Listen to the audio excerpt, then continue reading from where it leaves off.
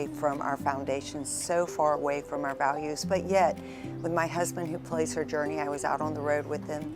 I've pastored and been in ministry for 4 years. Paula White, she's available to the president to give him advice. She is there, and I heard her say, let me tell you, trying to preach like a black woman, everywhere I put my foot on the White House lawn is holy ground. Wherever I go, God rules.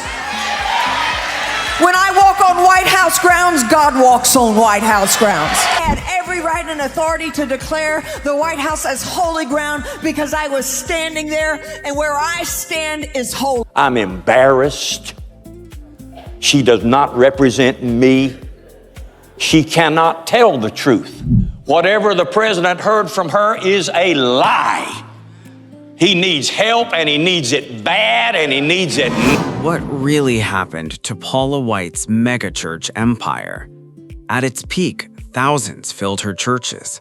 Her ministry expanded across television, and her influence eventually reached the White House. But behind the success were financial problems, a leadership crisis, a dramatic church decline, political fallout, and controversies that kept following her. And there's something even more interesting. The biggest collapse may not have happened when the bankruptcy came. It may have started much earlier. So where did the first crack actually appear? In 1991, Paula White and her then-husband Randy White started what would become Without Walls International Church in Tampa, Florida. At first, it wasn't a polished megachurch. Services were held under an outdoor tent. But the ministry kept growing. By 1999, the church was reporting around 5,000 weekly attendees, while thousands more were being reached through outreach programs. Then came the explosion. By 2004, reported membership had reached roughly 20,000, placing Without Walls among America's largest churches. And the growth wasn't only happening inside the church. Expansion of television, ministry programs expanded the brand. Large facilities followed. The church was becoming more than a congregation. It was becoming an empire. An audit later reported that Without Walls took in approximately $150 million between 2004 and 2006. At that point, Paula and Randy White were no longer simply local pastors. They were national religious personalities. And that success created a new problem. The bigger the ministry became, the more attention its finances, leadership, and spending would receive. By 2007, that attention had reached the U.S. Senate. And what began as a question about how a powerful ministry handled its money would soon become the first major crack in the empire.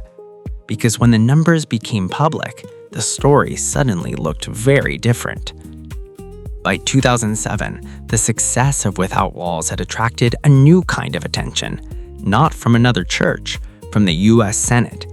Senator Chuck Grassley launched an inquiry into several media-based ministries, including Without Walls, asking questions about finances, executive compensation, expenses, and how ministry boards handled oversight.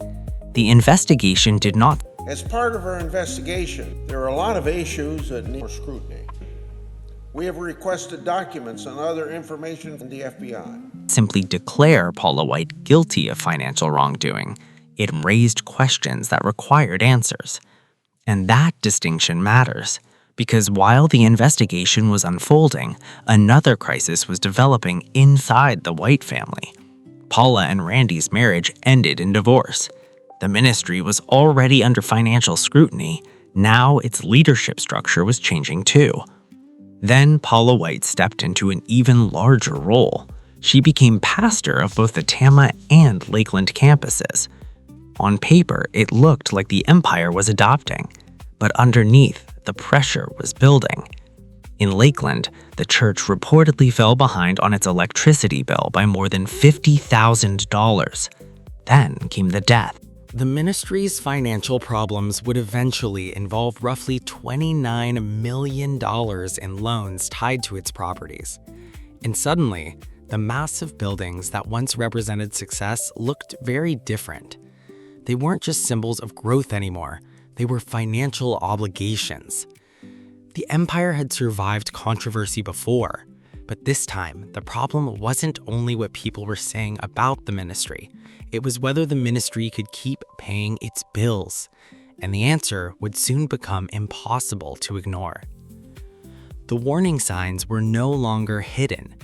The Lakeland campus had reportedly fallen behind on more than $50,000 in electricity bills. The ministry was carrying enormous obligations tied to its properties, and the buildings that once made Without Walls look powerful were now part of the problem. The debt was not simply one giant bill. Reports described roughly $29 million in loans connected to the church's Tampa and Lakeland properties. Then, the pressure moved from the balance sheet to the buildings themselves. Foreclosure proceedings began, and eventually, Without Walls entered bankruptcy proceedings. But there's an important detail here. The formal bankruptcy came after Paula White had left the church, so it would be misleading to suggest that she personally filed for bankruptcy or that every dollar of the final debt was created under her leadership. The story is more complicated. The financial pressure had been building during the years she was leading a ministry. The formal collapse came later. And that distinction changes the question. Was Paula White responsible for the entire collapse?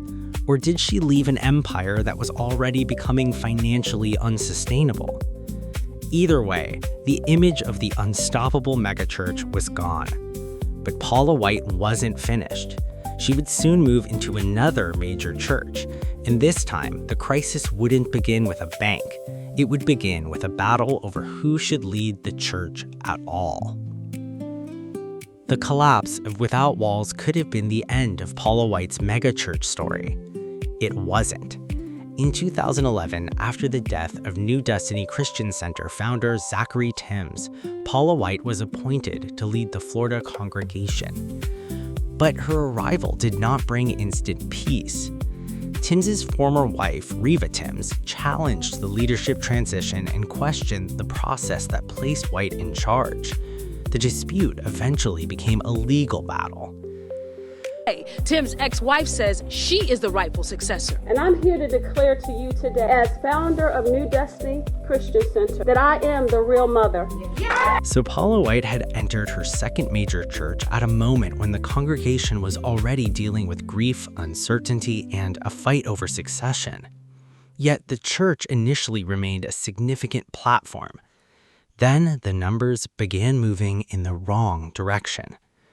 Reports later described a dramatic decline in attendance, but the exact numbers and the reasons for the decline have been disputed.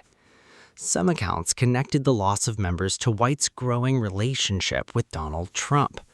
Her own son, Bradley Knight, reportedly said hundreds of people had left because of the Trump connection, while weekly giving had also declined. But that doesn't prove Trump caused the entire decline. It suggests something more complicated. The church was changing at the same time Paula White's national profile was exploding, and that created a strange contradiction. The more powerful she became outside the church, the more divided some people inside it appeared to become. Then came the relationship that would transform Paula White from a megachurch pastor into a national political figure. Donald Trump. And that relationship would bring her influence to a level few pastors ever reach. But it would also expose her to a completely different kind of backlash.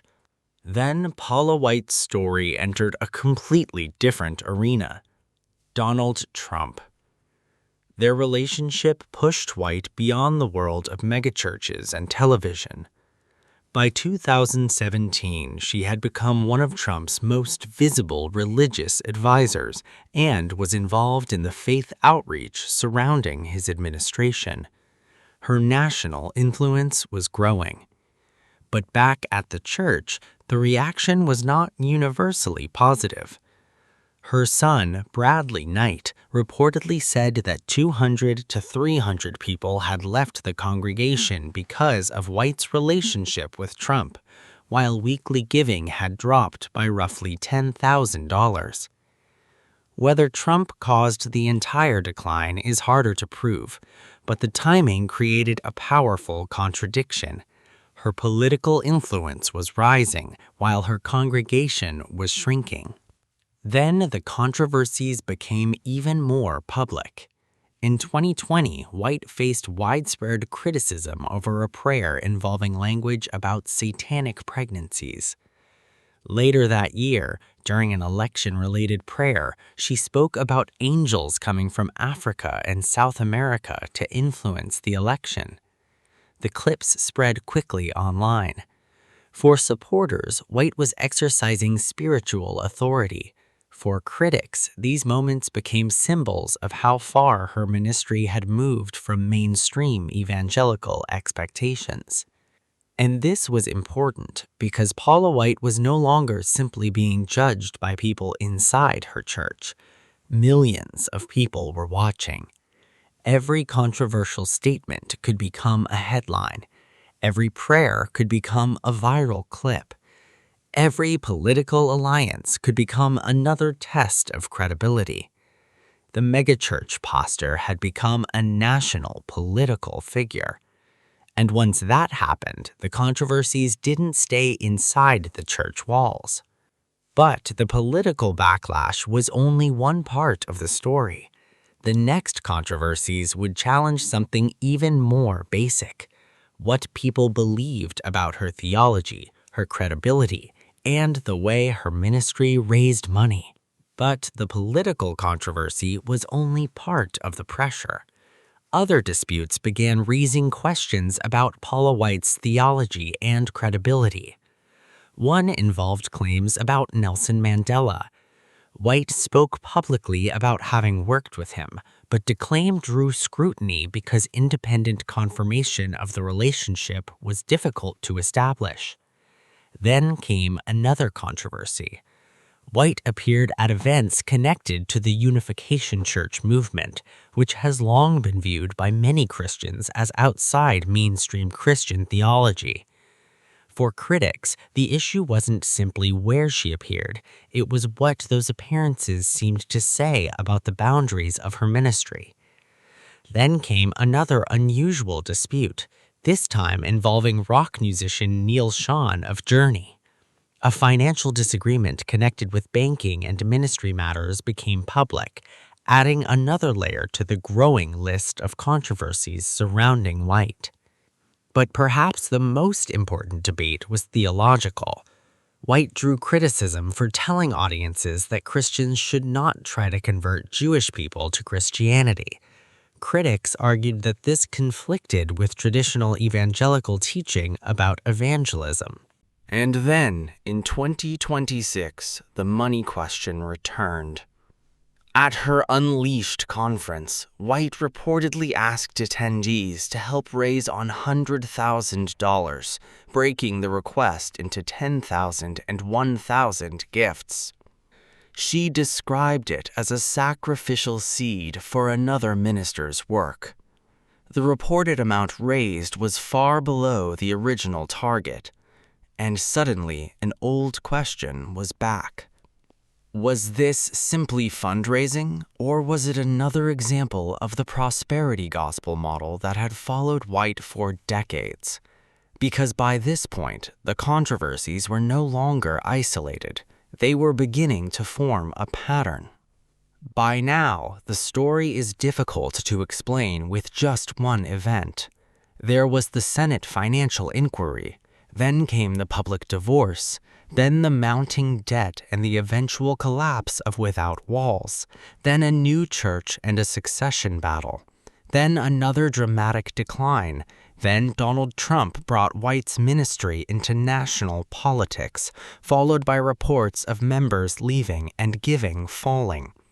Then came the viral prayers, the Mandela controversy, theological criticism, disputes involving other public figures, and the latest fundraising controversy. But there is an important distinction. A pattern is not the same thing as proof that one person caused every problem. Some of these events were disputed. Some had explanations from White or her supporters, and the financial collapse of Without Walls officially happened after she had left. So perhaps the more interesting question is not, did Paula White destroy her empire? It is this: what happened to the model that built the empire in the first place? A ministry that began under a tent grew into a national media operation, massive church facilities, political influence, and a global religious brand. But over time, the numbers changed. The crowds became smaller, the controversies became larger, and the gap between public influence and congregational strength became harder to ignore. There is nothing wrong with a small church. The real mystery is how an empire built to reach thousands became something very different. And if this story really is about more than one church, one pastor, or one controversy, then the biggest question may still be unanswered. Was Paula White's empire actually destroyed, or was it simply transformed into something the audience never expected?